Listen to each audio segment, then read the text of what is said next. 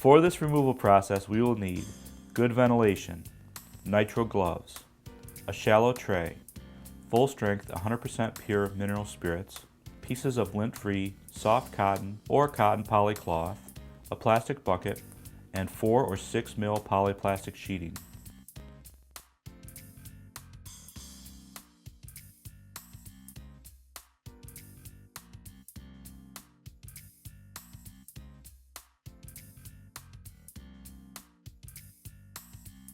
This smooth acrylic painting is a great test piece for us to learn about the varnish removal procedure.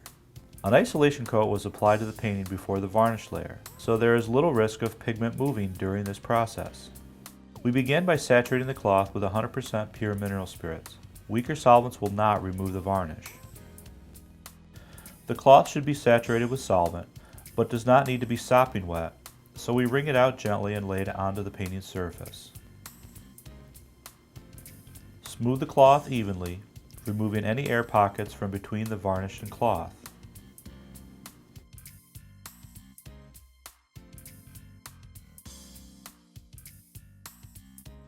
Then cover the cloth with plastic sheeting. The plastic slows the solvent evaporation during the reactivation process. Allow 2 to 5 minutes for the varnish layer to be reactivated by the solvent. Here we are checking the progress by lifting up a corner of the plastic and cloth. Any tackiness means the varnish has not been completely liquefied, so the cloth is laid back down and given a couple of minutes longer before we recheck it. After 3 more minutes, the solvent in the cloth has done its job of reactivating the varnish layer and is removed. We repeat the process in the same area with a fresh piece of solvent-saturated cloth. This removal procedure allows the solvent to continue the reactivation of the varnish layer. It's important to avoid any aggressive rubbing that can cause damage to the artwork. A cloth is applied to the wet surface and smoothed out.